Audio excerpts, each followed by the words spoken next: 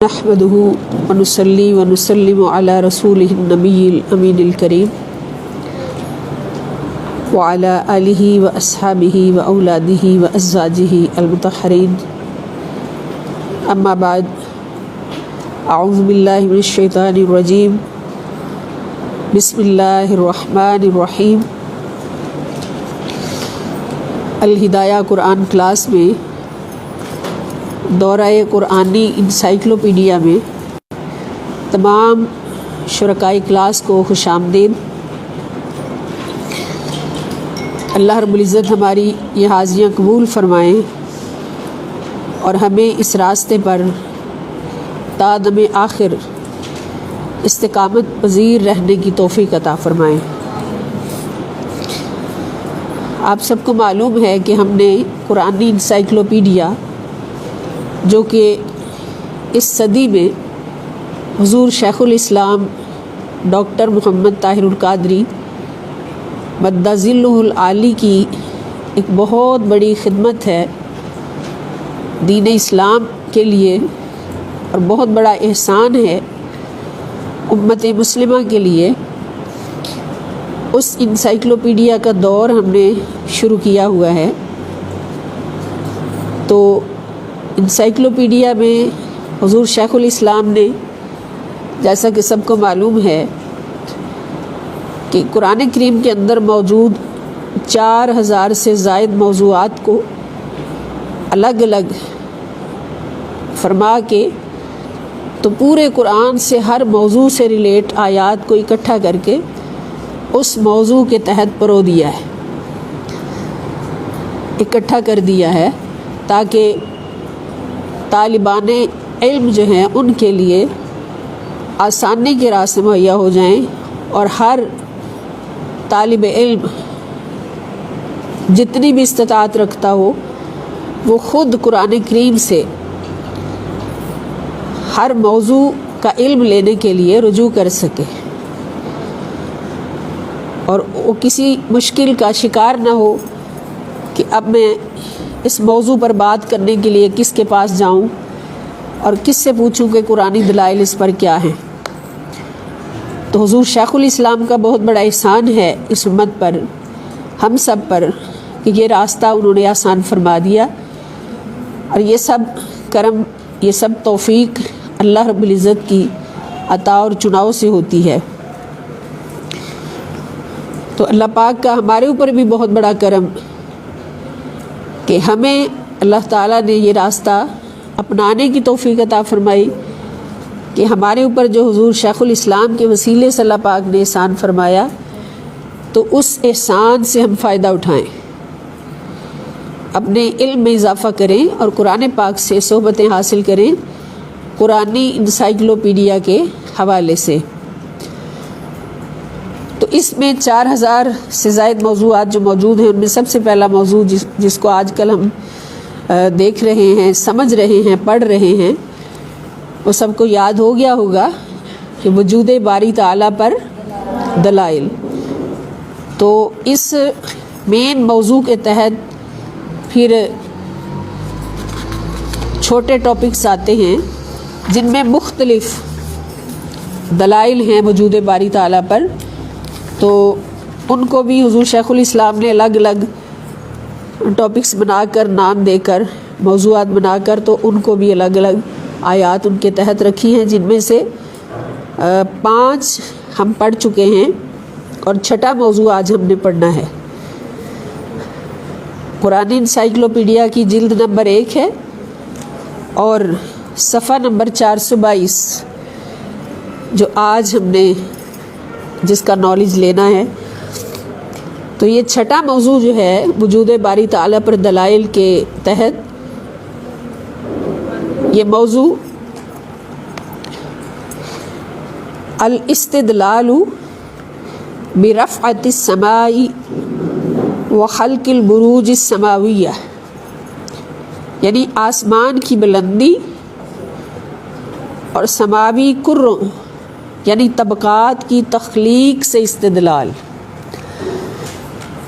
آسمانی طبقات کی تخلیق سے دلائل۔ تو اس میں سب سے پہلی آیت اللہ رب العزت ارشاد فرماتے ہیں اعوذ باللہ من الشیطان الرجیم بسم اللہ الرحمن الرحیم اللہ الذی رفع السماوات بغیر عمد ترونہا ثم استوى علی العرش اللہ الذی، اور اللہ وہ ہے رفع السماوات، جس نے بلند فرمایا خلا کے اندر السماواتی آسمانوں کو، خلا کے اندر آسمانوں کو بلند فرمایا بغیر عمد، عمد کہتے ہیں ستون کو، پلر، جس کو انگلش میں پلر کہتے ہیں۔ ہمیشہ کوئی عمارت بنائی جاتی ہے، اس کی چھت بنائی جاتی ہے تو اس چھت سے پہلے اس کے پلر بنائے جاتے ہیں، کیونکہ وہ چھت جو ہے وہ ستونوں پر کھڑی ہوتی ہے، ستون کھڑے ہوں گے تو اوپر چھت کھڑی ہوگی، اگر ستون نہیں ہے تو چھت نہیں ہے۔ اور اللہ رب العزت قدرت کاملہ کا مالک، جس نے سب کچھ پیدا کیا، تو اس نے آسمانوں کو بغیر کسی ستون کے بنایا، بغیر عمدن، بغیر ستون کے۔ ترونہا، تم دیکھ رہے ہو اس کو، ترونا، تم دیکھ رہے ہو، ہاں، آسمانوں کی تخلیق کو تم خود دیکھ رہے ہو۔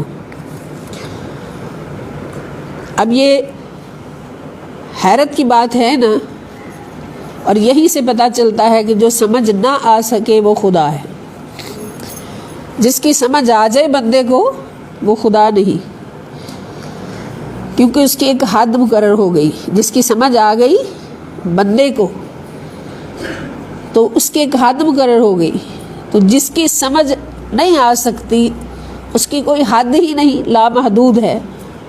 تو خدا وہی ہے جو لامحدود ہے، جس کی قدرتیں لامحدود ہیں، جس کے کرشمے لامحدود ہیں، کسی کے احاطہ علم میں نہیں آ سکتے۔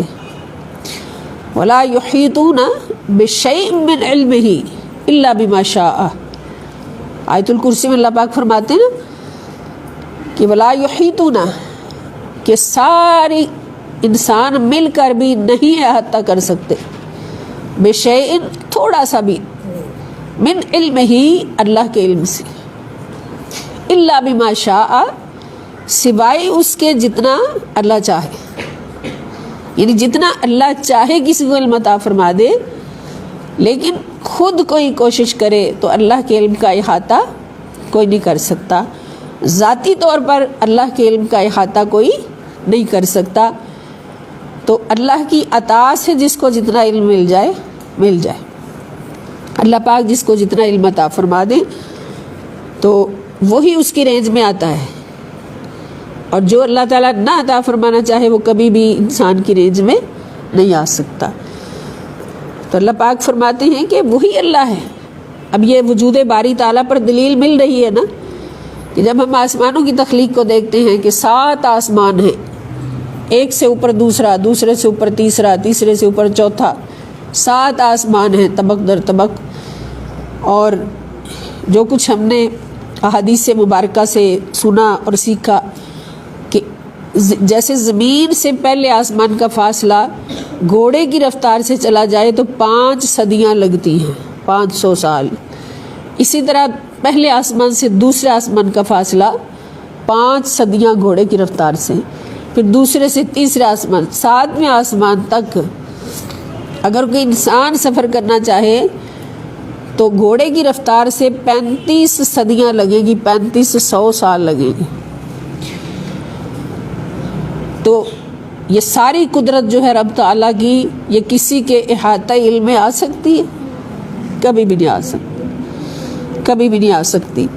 تو وہی خدا ہے جس کا علم کسی کے احاطہ میں نہ آ سکے، وہی خدا ہے۔ بس دیکھتے چلے جاؤ کہ آسمانوں کو بغیر ستون کے اس نے پیدا کیا، ترونہا، اور تم خود ان کو دیکھ رہے ہو، تمہیں نظر آ رہے ہیں۔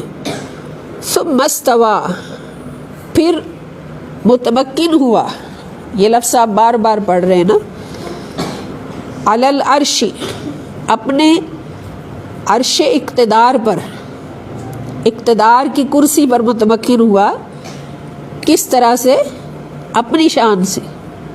کل میں نے عرض کیا تھا کہ اس کا ترجمہ جب بھی کرنا ہے یہ ضرور کہ اپنی شان سے وہ عرش اقتدار پر متمکن ہوا، تاکہ کسی کو یہ نہ ذہن میں کوئی آئے، گنجلک نہ آئے کہ جیسے انسان عرش پہ بیٹھتا ہے ایسے خدا بیٹھا، تو خدا تو بیٹھنے سے پاک ہے.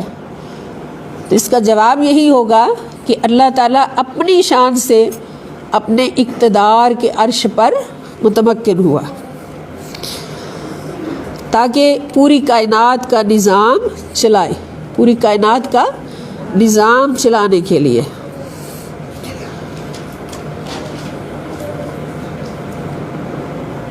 وَسَخَّرَ الشَّمْسَ وَالْقَمَرَ، وَسَخَّرَ، اور اس نے مسخر کر دیے، اپنے حکم کے نظام کے پابند کر دیے، ایک نظام کے پابند کر دیے.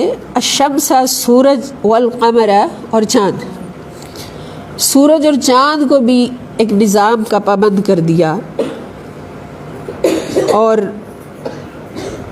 کل یجری لاجل مسمی، کل، یہ سارے کے سارے، یجری، چلتے ہیں، چلتے رہتے ہیں، لاجل مسمی، اپنی مقررہ میعاد میں، اپنی مقررہ میعاد پوری کرنے کے لیے، اپنی مسافت مکمل کرنے کے لیے اپنے اپنے مدار پر چلتے رہتے ہیں. اجل ہوتا ہے نا وقت، میعاد. المسمى، مسمى کا مطلب مقرر کی ہوئی. اس پر پہلے بھی گفتگو گزر چکی ہے کہ اللہ پاک نے اس کائنات میں جہاں ہم رہ رہے اس وقت ایک سٹارٹ بنایا ہر تخلیق کے لیے اور ایک اس کا اینڈ بنایا ہے. اور سٹارٹ اینڈ اینڈ سے پتہ چلتا ہے کہ یہاں ہمیشہ نہیں رہنا، یہ ایک عارضی ٹھکانہ ہے اللہ پاک نے جو بنایا ہر چیز کا. اگر آسمان اور زمینیں ہیں تو ان کا بھی یہ عارضی ٹھکانہ ہے، انہوں نے بھی ایک دن ختم ہونا ہے اور پھر اگلی زندگی جو ہے وہ شروع ہونی ہے. تو ہر چیز کو اسی طرح، ستاروں کو، چاند کو، سورج کو، ان کو بھی ایک مقررہ مدت کے لیے چلایا ہے، ان کے مدار پر ایک نظام بنایا ہے. اور یہ ہمیشہ یاد رکھیں کہ یہ سارے کے سارے نظام ہمارے پیارے رب تعالیٰ نے کس کے لیے بنائے ہیں؟ ہمارے لیے، انسانوں کے لیے، اشرف المخلوقات انسان کے لیے، ہمارے لیے بنائے ہیں. تو کبھی تو ہم اس کی محبتوں کو یاد کر لیا کریں. اب یہاں سے آپ اندازہ کر لیں کہ ہم اللہ تعالیٰ کے محبوب ہیں. انسان کیا ہے؟ اللہ تعالیٰ کا محبوب ہے. انسان اس کو بعد میں فرمایا، پہلے اپنا محبوب بنایا. اللہ تعالیٰ نے محبوب بنایا، اپنے ہاتھوں سے پیدا کیا. اور وَنَفَخْتُ فِيهِ مِن رُوحِي، یہ بھی خود فرمایا کہ اپنے ہاتھوں سے پیدا کر کے پھر اس کے اندر میں نے خود اپنی روح پھونک کی. تو اس انسان کے اندر روح بھی کس کی ہے؟ اللہ تعالیٰ کی.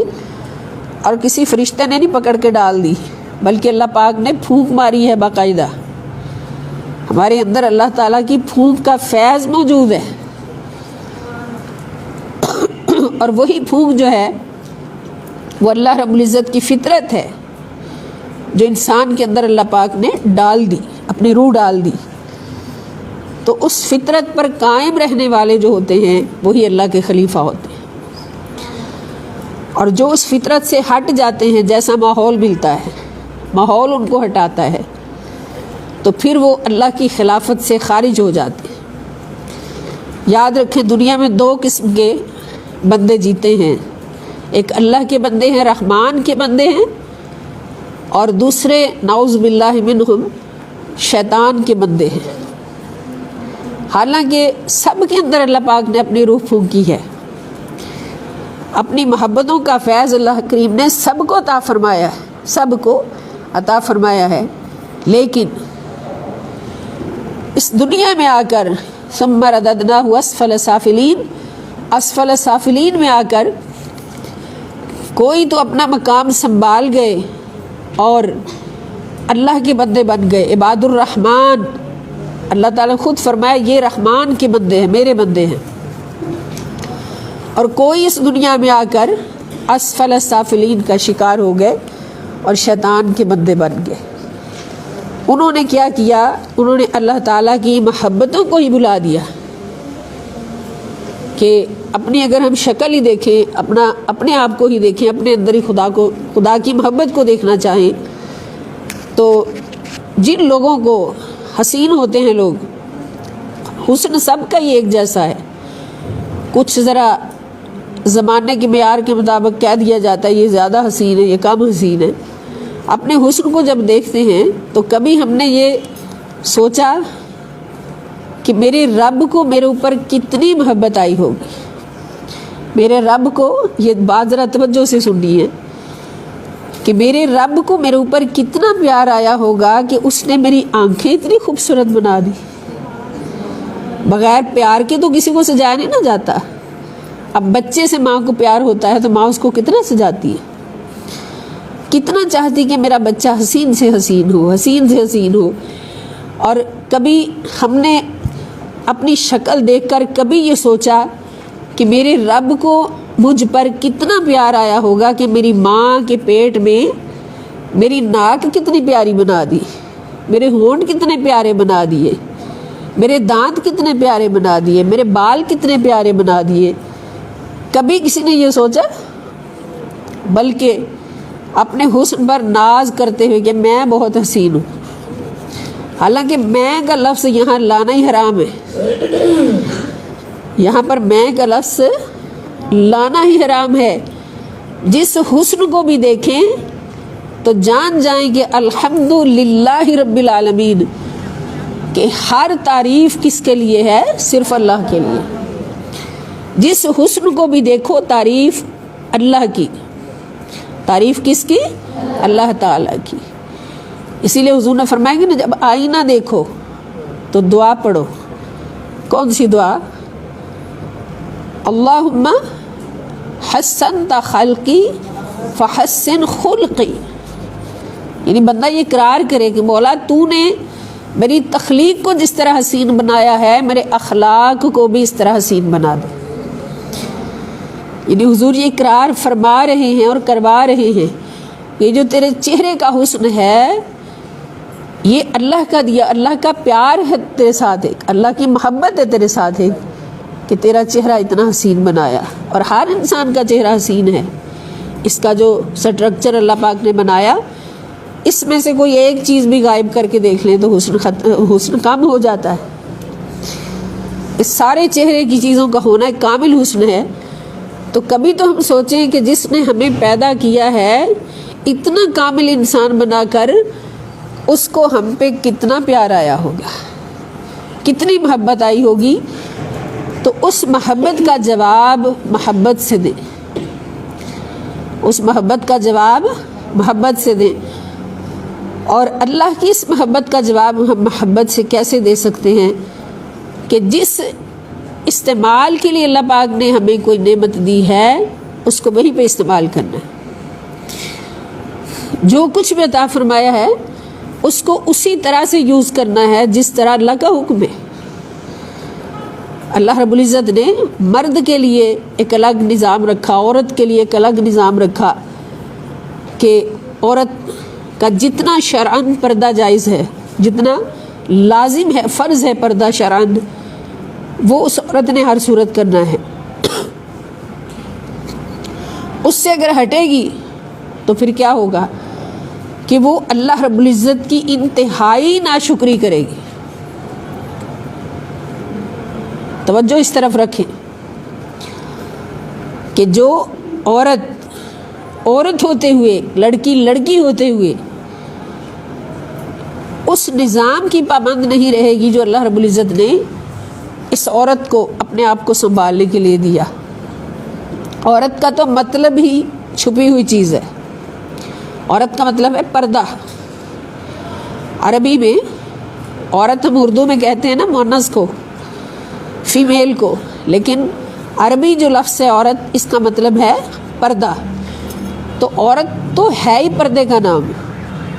تو اگر یہ عورت اپنے آپ کو اس راستے پر لے جائے گی کہ جس راستے پر اللہ رب العزت کے حکم کی سراسر خلاف ورزی ہوگی، نعوذ باللہ خلاف ورزی ہوگی، تو پھر اس عورت نے ایک نہیں کئی گناہ کیے، بہت گناہ کیے، اللہ تعالیٰ کی نافرمانی کی، اور اللہ رب العزت کی دی ہوئی نعمت پر ناشکری کی، اللہ رب العزت کے حکم کو ریجیکٹ کیا، اور خود ایک تباہی کا شکار ہو گئی۔ جیسے حضور علیہ السلام نے فرمایا نا کہ جب کوئی عورت بن سنور کر اپنی ڈیکوریشن کر کے تو غیر مردوں کی عورت نظر کا نشانہ بنتی ہے، اس کے ننگے چہرے پر، ننگے جسم پر غیر مردوں کی نظر پڑتی ہے، تو جتنی نظر جتنی بار پڑتی ہے وہ عورت یقین کر لے کہ زہر سے بھرے ہوئے تیر اتنے اس کے جسم میں پڑتے ہیں، زہر سے بھرے ہوئے تیر اس کے جسم میں پڑتے ہیں۔ تب آپ اندازہ کر لیں سارے سننے والے کہ زہر سے بھرا ہوا ایک تیر اگر جسم میں آ جائے تو وہ جسم زندہ رہے گا یا ختم ہو جائے گا؟ مر جائے گا۔ زہر اندر جانے کی دیر ہے، جسم ختم۔ تو اس کا پھر کیا مطلب ہوا؟ نبی پاک صلی اللہ علیہ وسلم نے کیا پیغام دیا کہ وہ عورت بالکل مردہ ہے، اس کا جسم تباہ ہو چکا، نعوذ باللہ، کروڑ بار نعوذ باللہ، اس کا جسم تباہ ہو چکا، اس کا چہرہ تباہ ہو چکا، جس پر بار بار زہر بری نظریں پڑیں، زہر برے تیر پڑے۔ تو اللہ رب العزت کی محبتوں کا جواب ہم نے کس طرح سے دینا ہے کہ اللہ تعالیٰ کی عطا کردہ نعمتوں کی حفاظت بھی کرنی ہے اور ان پر شکر بھی ادا کرنا ہے، اور پھر ان نعمتوں کو جس طرح سے ہمارا رب چاہے اس طرح سے ان کو یوز کرنا ہے۔ اللہ رب العزت کے احکام کی پابندی میں رہنا ہے۔ پھر دیکھیں نظارہ اس دنیا میں بھی اپنی عظمتوں کا اور آخرت میں بھی۔ وہی خوش قسمت بیٹیاں اور بیویاں ہیں کہ جن کو دنیا میں بھی سیدہ فاطمہ الزہرا سلام اللہ تعالی علیہا کی خادمائیں کہہ کر پکارا جائے، اور جب آخرت میں جائیں گی تو آپ یقین فرما لیں ساری بیٹیاں کہ ایسی پیاری اور با پردہ اور با حیا، شرم و حیا والی بیٹیاں اور بیویاں جب قیامت کے دن سیدہ فاطمہ الزہرا سلام اللہ تعالی علیہا کی بارگاہ اقدس سے ان کا نام لے لے کر پکارا جائے گا، نام لے لے کر پکارا جائے گا، کیا وہ فلاں نام کی، فلاں نام کی بیٹی، فلاں نام کی بیٹی، کہ سیدہ کائنات سلام اللہ تعالی علیہا اپنی چہری میں ان کو بلا رہی۔ اور اس سے بڑا انعام اور کیا ہے؟ یہ دنیا تو بہت مختصر ہے، اس میں ابھی ہم ہیں، ایک لمحے بعد کوئی پتہ نہیں سانس ہماری باقی کتنی ہے۔ تو اگر اس مختصر زندگی کو ایسی زندگی بنا کے گزار لیں کہ قیامت کے دن سیدہ کائنات سلام اللہ تعالی علیہا یہ آواز لگوا دیں کہ آؤ فلاں میری خادمہ، فلاں میری نوکرانی، اور فلاں میرے در کی منگتی، آج میرے لشکر، اور ہمیں اپنے ساتھ لے کے جنت میں تشریف لے جائیں۔ اللہ پاک ہم سب کو توفیق عطا فرمائیں، ساری بیٹیاں، ساری بہنیں سیدہ کائنات کی غلامی مانگا کریں اللہ پاک سے، سلام اللہ تعالی علیہ۔ تو یہ اللہ تعالیٰ کی محبتوں کی بات ہے۔ جو کچھ بھی ہم پڑھ رہے ہیں یہ ساری اللہ رب العزت کی انسان سے محبتیں، اور انسان کتنا ناشکرا ہے، کبھی بھی شکر ادا نہیں کرتا۔ کل یجری لاجل مسمی، ہر ایک چیز اپنی اپنی مسافت مکمل کرنے کے لیے مقررہ میعاد تک اپنے اپنے مدار پر چلتی ہے۔ یدبر الامر، وہی ساری کائنات کے پورے نظام کی تدبیر فرماتا ہے۔ یدبر، وہی تدبیر فرماتا ہے۔ الامر، امر سے مراد کیا ہوگا؟ ساری کائنات کا نظام، ساری کائنات کے نظام کی تدبیر فرماتا ہے۔ یفصل الآیات، اور وہ اللہ تعالی وضاحت سے بیان فرماتا ہے، تفصیلاً واضح فرماتا ہے سب نشانیوں کو یا قوانین قدرت کو۔ یعنی اللہ پاک نے جو جو نشانیاں اپنی بنائی ہیں اس کائنات میں، آسمانوں میں، زمینوں میں، پوری کائنات میں، تو کوئی نشانی بھی ایسی نہیں ہے کہ جس کے بارے میں اللہ پاک نے ہمیں تفصیلاً وضاحت نہ فرمائی ہو۔ تفصیلاً واضح فرماتا ہے۔ اور ایسا وہ کیوں کرتا ہے؟ لعلکم، تاکہ تم بلقاء ربکم توقنون، لقاء کے معنی کیا ہوتے ہیں؟ ملاقات۔ ایک نعت شریف میں یہ لفظ آتا ہے، اس لیے عرض کروں گی کہ آپ کو یاد رہے، یاد ہو جائے، کہ بے لقائے یار ان کو چین آ جاتا اگر۔ غالباً یہ اعلیٰ حضرت عظیم البرکت رحمۃ اللہ تعالیٰ علیہ کی لکھی ہوئی نعت شریف ہے کہ بے لقائے یار ان کو چین آ جاتا اگر، بار بار آتے نہ یوں جبریل سدرہ چھوڑ کر۔ لقاء کا مطلب کیا؟ ملاقات۔ اب بھولے گا کہ نہیں؟ یاد رہے گا کہ نہیں؟ لقاء کا مطلب ملاقات۔ تو بے لقائے یار ان کو چین آ جاتا اگر، کہ یار کی ملاقات کے بغیر اگر جبرائیل چین پا لیتے، جبریل کو چین ہوتا تو بار بار آتے نا یوں جبریل سدرہ چھوڑ کر۔ تو جبرائیل امین بار بار سدرہ کو چھوڑ کر زمین پر نہ اترتے۔ کہاں سدرہ کا مقام اور کہاں یہ اسفل سافلین زمین، تو جبرائیل کیوں آتے تھے سدرہ سے اتر کر بار بار؟ یار کی ملاقات کے لیے، ہائے ہائے، یار کی ملاقات کے لیے۔ تو اللہ پاک فرما رہے ہیں کہ یہ ساری نشانیاں تمہارے لیے کس لیے واضح فرما رہا ہوں؟ تاکہ بلقاء ربکم، تم اپنے رب کی ملاقات کے لیے، رب سے، رب کے روبرو حاضر ہونے کے لیے توقنون، تم یقین کر لو، تمہیں یقین ہو جائے کہ تمہارے رب نے تمہارے ساتھ ایک وقت ملاقات رکھا ہے، ایک وقت ملاقات رکھا ہے۔ تو جو رب والے ہو جاتے ہیں نا اس دنیا میں رہتے ہوئے، رب والے تو ہوتے ہیں اور اس مقام پر قائم رہتے ہیں، رب والے ہو کر زندگی گزارتے ہیں، پھر ان کو ہر گھڑی اس گھڑی کا انتظار ہوتا ہے کہ ہمارے محبوب حقیقی نے ہم سے ملاقات کا ایک دن رکھا ہوا ہے، ہم سے ملاقات کا ایک وقت رکھا ہوا ہے۔ کاش کہ وہ وقت جلدی آئے اور ہم اپنے یار سے ملاقات کر لیں۔ ان کو مرنے سے خوف نہیں ہوتا، ان کو مرنے کا شوق ہوتا ہے۔ تو جب پتہ ہو کہ محبوب نے فلاں وقت ملنا ہے، لیکن یہاں شرط تو محبت ہے نا، جن کو محبت ہو جاتی ہے، جن کو عشق حقیقی نصیب ہو جاتا ہے، وہ کیا کہتے ہیں؟ میں سنیا قبر دے اندر تسی دیدار دیندے ہو یا رسول اللہ صلی اللہ علیہ وسلم، میں سنیا قبر دے اندر تسی دیدار دیندے ہو، مقدر وقت او چھیتی لے آوے یا رسول اللہ صلی اللہ علیہ وسلم۔ کہ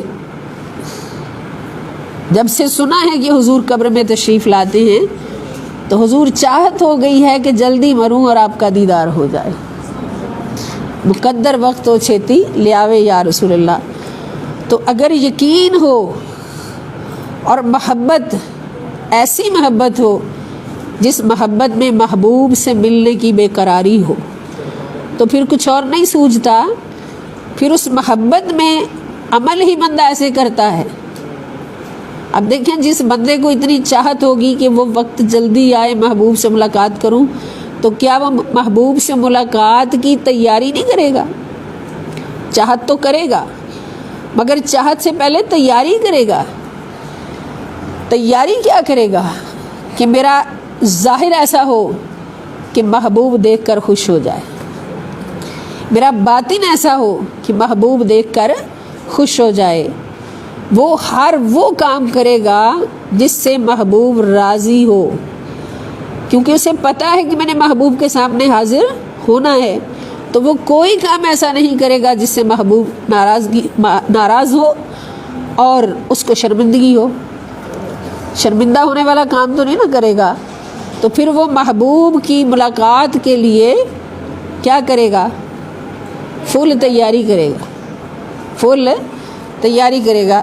اب ایک دلہن کو کتنا تیار کیا جاتا ہے، ہزاروں لاکھوں خرچ کر کے، اعلیٰ سے اعلیٰ میک اپ، لباس، سارا کچھ، کیوں؟ اس نے اپنے پیا کے پاس جانا ہوتا ہے۔ اور فکر کیا ہوتی ہے؟ اتنی تیاری دلہن کی کیوں کی جاتی ہے؟ تاکہ وہ پیا کے من بھا جائے، پیا کو پسند آ جائے، اور دلہن بنے گی وہی جو پیا کو پسند آ جائے گی۔ تو جن کا پیا ہی محبوب حقیقی ہو، جن کا پیا ہی محبوب خدا صلی اللہ تعالی وسلم ہو، تو پھر وہ تیاری بھی اسی پیا کے حساب سے کرتے۔ سمجھ آئی نا بات؟ کہ وہ تیاری بھی ان کی اسی حساب سے ہوتی ہے، اور پھر وہ زندگی بھر کچھ ایسا نہیں کرتے جس سے ان کے حسن میں فرق آ جائے۔ پیا کو تو حسن زیادہ بھائے گا نا دل کو، سکیاں تو سبھی کرتی ہیں یاد اپنے پیا کو، لیکن وہ سہاگن ہے جسے کر لے پیا یاد۔ سہاگن وہی ہوتی ہے جو پیا کو پسند آ جائے۔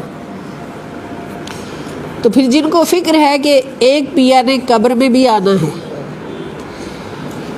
اور ایک پیا رب تعالیٰ کی صورت میں بھی اس کے حضور بھی پیش ہونا ہے، تو پھر وہ اسی کی تیاری کرتے ہیں ساری زندگی، اسی کی تیاری کرتے ہیں ساری زندگی، اور کسی بات میں ان کا دل ہی نہیں لگتا۔ تو ان کو پھر اللہ پاک فرماتے ہیں کہ وہ یقین والے لوگ ہیں، یقین والے لوگ ہیں کہ انہوں نے ایک دن اپنے محبوب کے پاس حاضر ہونا ہے۔ اب یہ سورہ رعد، سورۃ الرعد، سورت نمبر 13 ہے، آیت نمبر 2۔ سورت نمبر 13، آیت نمبر 2۔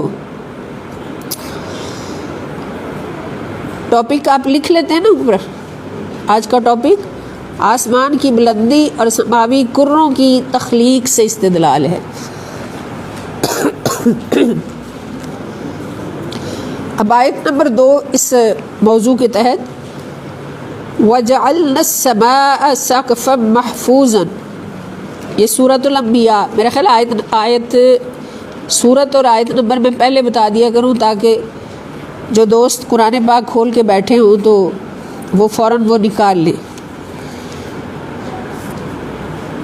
یہ سورۃ الانبیاء اب جو پڑھی ہم نے، سورت نمبر 21 ہے اور آیت نمبر 32، آیت نمبر 32۔ وَجَعَلْنَا السَّمَاءَ سَقْفًا مَحْفُوظًا وَهُمْ عَنْ آيَاتِهَا مُعْرِضُونَ۔ وَجَعَلْنَا، اور ہم نے بنایا، السماء، آسمان کو، یعنی زمین کے بالائی کروں کو، آسمان بلندیوں کو کہتے ہیں نا، زمین کے بالائی کرے، ان کو ہم نے بنایا سقفاً، چھت، محفوظاً، محفوظ، محفوظ عربی کا ہی لفظ ہے، حفاظت سے، جو اردو میں بھی استعمال ہوتا ہے۔ اور ہم نے समा यानी ज़मीन के बालाई कुर्रों को महफूज छत बनाया। और किस लिए बनाया? ताकि अहले ज़मीन को खला से आने वाली मुखलिक कुव्वतों और जारहाना लहरों के मुज़िर असरात से बचाएं। अब यहाँ इसकी अरबी नहीं लिखी हुई, ये जो अभी मैंने बोला है ना उर्दू का जुमला, यहाँ इसकी अरबिक लिखी हुई नहीं है, मगर जो कुछ इसके अंदर छुपा हुआ है मीनिंग, आप हुजूर शेखुल इस्लाम डॉक्टर मोहम्मद ताहिरुल कादरी मद्दज़िल्लुहुल आली आपका तर्जुमा इरफानुल कुरान भी पढ़ेंगे, ये भी तर्जुमा उनके लिखा हुआ, तो आपको इतनी डिटेल मिलेगी ना कि एक आयत हम पढ़ रहे हैं, उस आयत के अल्फाज में वो वजाहत नहीं होगी, क्योंकि आयत एक मुख्तसर कलाम होता है अल्लाह पाक का, उसके अंदर जो कुछ छुपा होता है वो मुफस्सिर ने निकालना होता है, जिसने तफसीर लिखनी होती है। तो यानी उसके अंदर से जो अहकाम निकलते हैं, अवामिर निकलते हैं, नवाही निकलते हैं, या अल्लाह रब्बुल इज़्ज़त की तरफ से जो कुछ भी उसके अंदर तफसीर का समंदर होता है वो मुफस्सिर ने बताना होता है। तो हुजूर शेखुल इस्लाम का आप तर्जुमा सिर्फ पढ़ते हैं तो आपको उसकी तफसीर भी समझ आ जाती है। अब इस आयत का जैसे मैं अर्ज़ कर रही हूँ कि आपने भी तर्जुमा पढ़ा होगा, हमने भी पढ़ा, तो हम किस तरह पढ़ लेते हैं, वजालना समा, और हमने बनाया आसमान को सक्फ़न महफूजन, एक महफूज छत, वहुम, और वो लोग अन यानी जो इनकार करने वाले हैं, अन आयातिहा, इसकी निशानियों से मुअरिदून, मुँह फेरने वाले हैं। हमने इतना कर लिया ना तर्जुमा। अब हुजूर शेखुल इस्लाम का ये इम्तियाज़ है कि वो तर्जुमा करते हुए भी अंदर की सारी तफसीर समझा देते हैं। अब उन्होंने जो लिखा तर्जुमा कि हमने बनाया, हमने आसमान को यानी ज़मीन के बालाई कुर्रों को, अब आसमान की भी वो साथ वजाहत फरमा रहे हैं कि समा से मुराद क्या है। समा से मुराद है ज़मीन के ऊपर के जो कुर्रे हैं। अब ज़मीन से हमें आसमान नज़र आता है ना, आसमान और ज़मीन के दरमियान क्या कुछ है, इनको कहते हैं ये फ़ज़ाई कुर्रे। और इनके अंदर में क्या क्या बारीकियां हैं, क्या क्या तबकात हैं, वो भी इस कुरान में सारा कुछ मौजूद है। और बताना किसने होता है? मुफस्सिर ने, रिसर्च स्कॉलर ने। तो बालाई कुर्रों को महफूज छत बनाया। और क्यों बनाया? ये बात सुनने की, क्यों बनाया? ताकि अहले ज़मीन को खला से आने वाली मुहलिक कुव्वतों और जारहाना लहरों के मुज़िर असरात से बचाया जा सके। अब ये साइंस की बात आ गई यहाँ पे, समझ आई ना? जो कुरान हमें बता रहा है कि आसमान जो तुम्हें नज़र आ रहा है ज़मीन के ऊपर, इसके दरमियान भी ऐसा निज़ाम है कि जहाँ ऐसे ऐसे कुर्रे हैं, फ़ज़ाई कुर्रे हैं, जिनमें से ये खला जिसको हम कहते हैं, इसको जी हाँ, जोन लेयर्स, इनके अंदर से मुखलिक कुव्वतें भी आ सकती हैं, क्योंकि वहाँ पे कुछ ऐसा अमल होता होगा ना अल्लाह के हुक्म से कि जिससे कोई मुखलिक चीज़ें ज़मीन पर उतरें। बाज़ औक़ात हम सुनते हैं ना कि साइंसदानों ने बताया है कि फ़लाँ डेट को या फ़लाँ महीने में या फ़लाँ हफ्ते में आसमानों से यानी खला से कोई ऐसा मुहलिक असर उतरने वाला है जिससे सारे बीमार हो जाएंगे या ये हो जाएंगे या वो हो जाएंगे। तो ये ऊपर से ऐसी चीज़ें आ सकती हैं और आती हैं। और जारहाना लहरें, ऊपर से मुहलिक कुव्वतें भी आ सकती हैं और जारहाना लहरें भी आ सकती हैं, जिनके मुज़िर असरात, जिनके बुरे असरात से ये इंसान जो है वो उसमें मुलव्वस हो के, ऐसा कई बार होता है कि ऐसा जैसे अब कोरोना आ गया, कोरोना कहाँ से आया है? ये भी तो ऊपर से ही आया ना। تو اس طرح کے مہلک اثرات سے اللہ تعالیٰ نے بچانے کے لیے بالائی کرے بنائے ہیں، زمین کے اوپر بالائی کرے بنائے۔ اب دیکھیں، ہم نے اس آیت کا ترجمہ پڑھا ہے حضور شیخ الاسلام کا لکھا ہوا، تو ہمیں اس کی تفسیر بھی سمجھ آ گئی کہ اس سے مراد کیا ہے، کہ یہ محفوظ چھت اللہ تعالیٰ نے کیوں بنائی، آسمان کو محفوظ چھت کیوں بنایا۔ وہم، اور وہ یعنی جو انکار کرنے والے لوگ ہیں اللہ کی رحمتوں کا، ان آیاتہا، اس کی نشانیوں سے، ان سماوی طبقات کی نشانیوں سے، معرضون، روگردانی کیے ہوئے ہیں، وہ سمجھتے کچھ بھی نہیں ہے، اس کا سرے سے انکار کر دیتے ہیں۔ تو یہ بھی اللہ تعالیٰ کے وجود کی دلیل ہے۔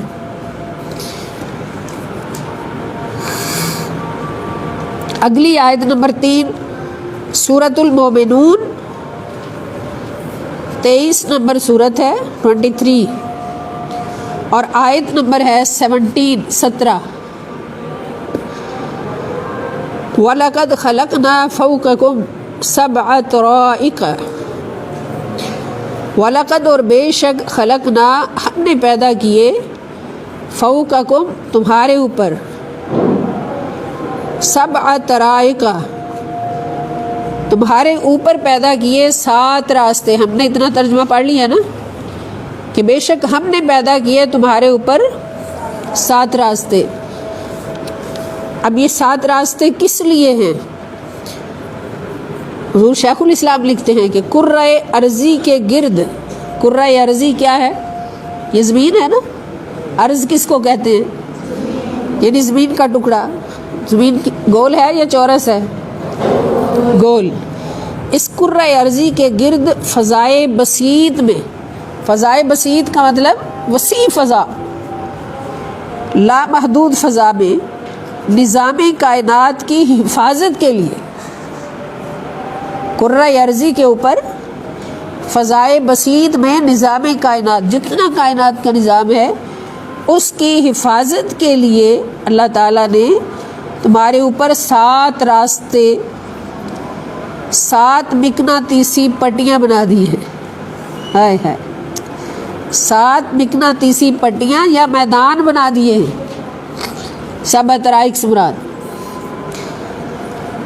7 مقناطیسی پٹیاں یا میدان بنا دیے ہیں۔ اور ہم، وما کننا، اور نہیں ہیں ہم، عن الخلق، کائنات کی تخلیق اور اس کی حفاظت کے تقاضوں سے غافلین، بے خبر۔ اللہ تعالیٰ فرماتے ہیں ہم کائنات کی تخلیق، اگر تخلیق ہم نے کی ہے تو اس کی حفاظت کے تقاضے بھی ہمیں پتہ۔ بات سمجھ آئی نا، کہ اگر تخلیق کائنات کرنے والے ہم ہیں تو اس کی حفاظت کے تقاضوں کو بھی ہم اچھی طرح جانتے تھے۔ تب اگر زمین پیدا کی ہے، زمین کے اوپر آسمان بنایا ہے، تو اس زمین کی حفاظت کے لیے ہم نے خلائی کرے بنا دیے، یہ طبقات بنا دیے، مقناطیسی میدان بنا دیے۔ اور یہ سارا نظام کس لیے بنا؟ ہمیں تو کچھ نظر ہی نہیں آ رہا، لیکن یہ سب کچھ موجود ہے، قرآن میں موجود ہے۔ تو یہ سارا کچھ جو کیا ہے وہ کس لیے کیا ہے؟ تاکہ تم زمین پر محفوظ رہو، تمہارے اوپر کوئی بلا نہ آئے، کوئی ایسی چیز نہ آئے جس سے تمہیں نقصان پہنچے۔ تو ہم اس تخلیق اور اس کی حفاظت کے جتنے تقاضے ہیں ان سے بے خبر نہیں تھے۔ 4 نمبر آیت ہے، تبارک الذی جعل فی السماء بروجا وجعل فیہا سراجا وقمرا منیرا۔ تبارک الذی، وہی بڑی برکت اور عظمت والا خدا ہے جس نے جعل، بنایا، فی السماء، آسمانی کائنات میں، آسمانی کائنات میں، بروجن۔ اب بروج کا ترجمہ کہکشاؤں کی شکل میں समावी कुर्रों की वसी मंजिलें बनाई हैं।